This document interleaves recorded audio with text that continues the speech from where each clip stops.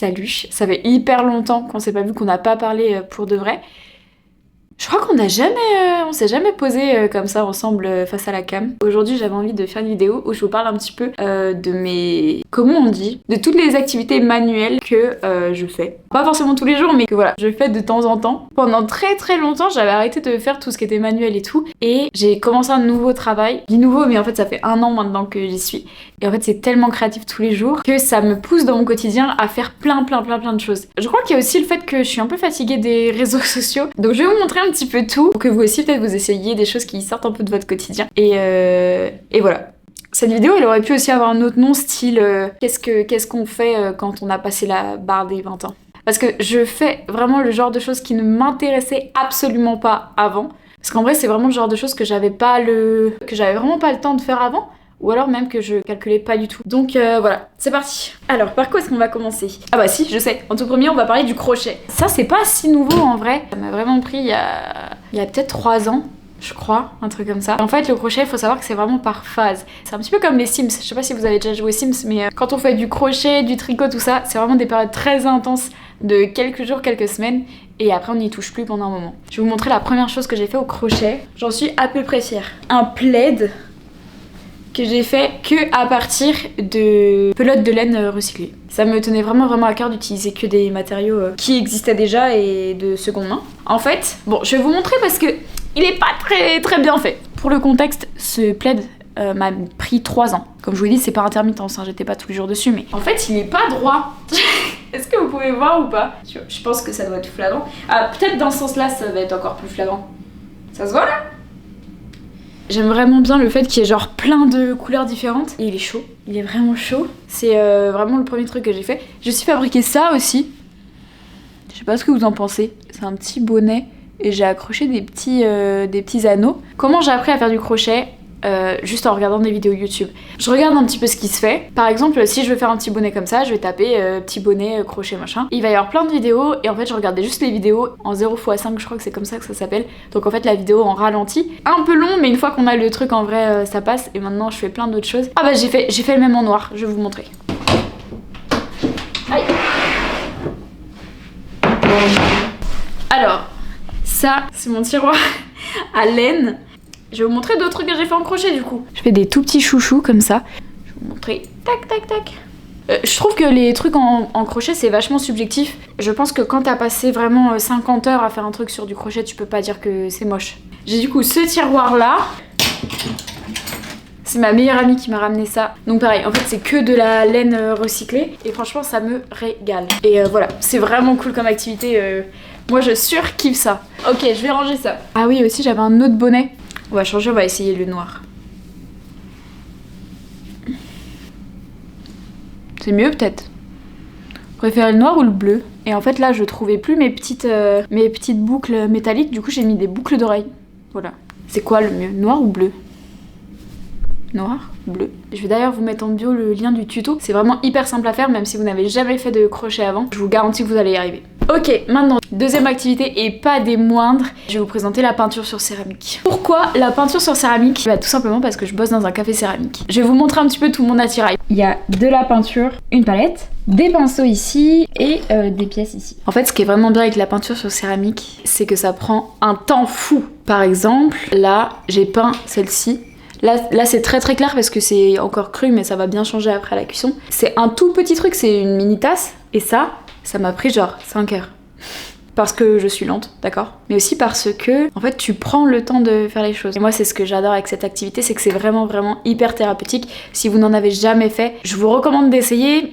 Mais attention parce que c'est assez addictif. Donc je vais encore une fois vous montrer certains trucs que j'ai fait. Mes meilleurs copains m'ont fait une coupelle, comme ça, pour que tu ne nous oublies jamais. Ils ont écrit dessus.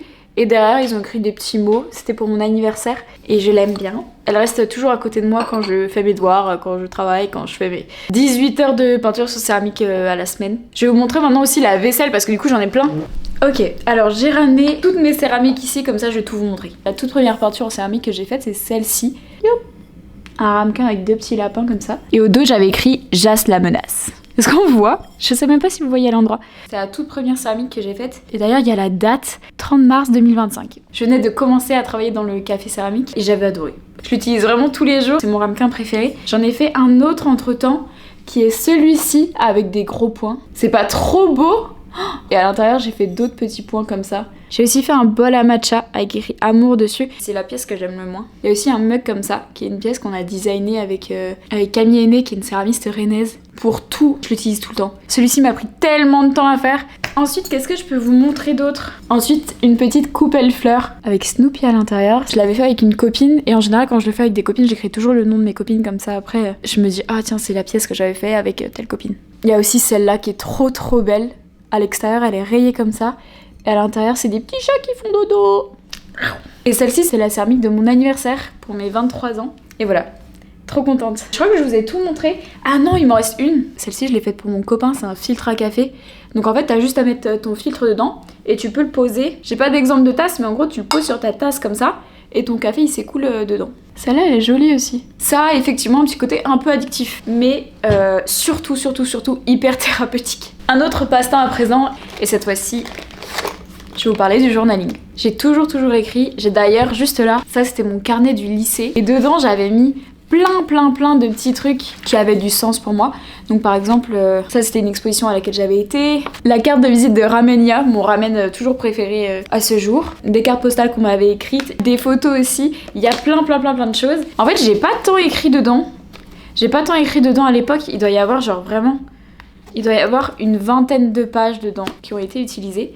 C'est finalement plus un porte-vue qu'un carnet, mais c'est un objet qui me fait extrêmement de bien à avoir. J'ai recommencé cette année de façon un petit peu plus assidue, je vais vous montrer. Je pense qu'en l'espace de 2 mois, j'ai écrit beaucoup plus qu'en l'espace de 4 ans dans mon autre carnet. Là, j'ai commencé à écrire le 31 janvier.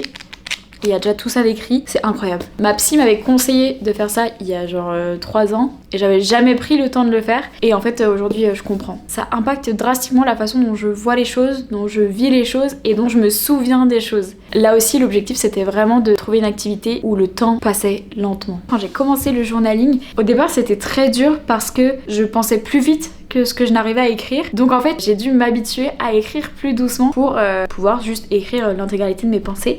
Et ça marche. Parfois, je peux m'asseoir et écrire pendant 3 heures. Bon, j'écris genre 4 pages, tellement pareil, je suis hyper lente.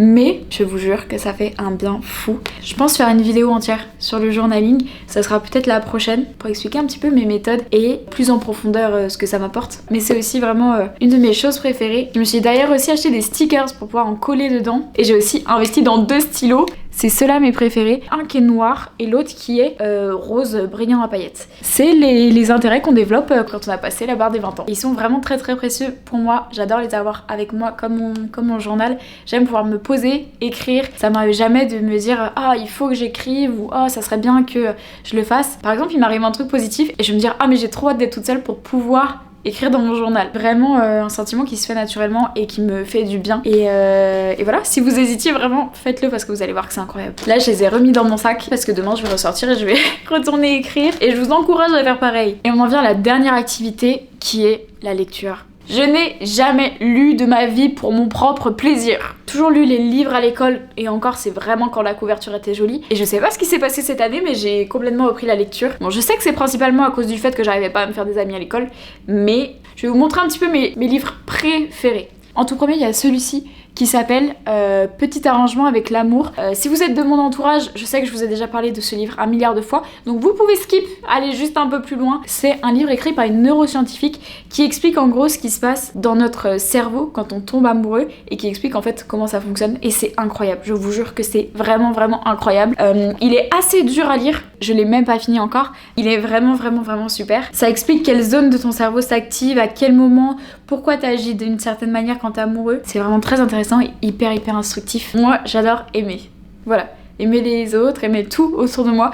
Et du coup ça me... Je sais pas, j'ai l'impression d'en apprendre sur moi. Vraiment ce livre est super. Maintenant je vais vous parler d'une autre série de livres et là vous allez tous me détester. Ça, je vais vous parler de ça. Il y a du bon, il y a du mauvais, mais il y a de l'addiction. Vous en avez forcément entendu parler. On a été matraqués avec ça. Moi je l'ai découvert par hasard dans la bibliothèque de ma sœur. Je n'ai jamais lu un livre avec autant de facilité que ce livre-là. Je vous jure, c'était hypnotisant. Là ça vient de la part de quelqu'un qui ne lit jamais. Si vous avez du mal à lire et que vous voulez vous mettre dans la lecture, lisez ça. Il y a eu beaucoup de bonnes, de mauvaises critiques. Moi sincèrement j'ai trouvé ça facile à lire, bien écrit, un peu simple, mais je vous jure qu'un livre comme ça, en 2 soirées c'est fait même pas. Si vous voulez couper un petit peu de votre téléphone et vous mettre à la lecture avec quelque chose de simple et de divertissant, je vous jure que ça fera parfaitement l'affaire. Mon préféré, si je peux vous en recommander un, c'est celui-ci. Au départ je l'ai trouvé un peu long, mais tout le reste de l'histoire il était incroyable. C'est de loin mais de loin mon préféré. Et voilà! C'est tout pour les activités que je fais à peu près au quotidien. Si vous aussi vous avez des petites activités, des petites passions comme ça, n'hésitez pas à me les partager. Je suis toujours preneuse de nouvelles addictions. J'espère que vous avez passé un bon moment, parce que moi j'ai passé un très bon moment. Ça m'a fait super plaisir de vous tourner une petite vidéo. Et voilà, à bientôt pour une nouvelle vidéo. Bisous!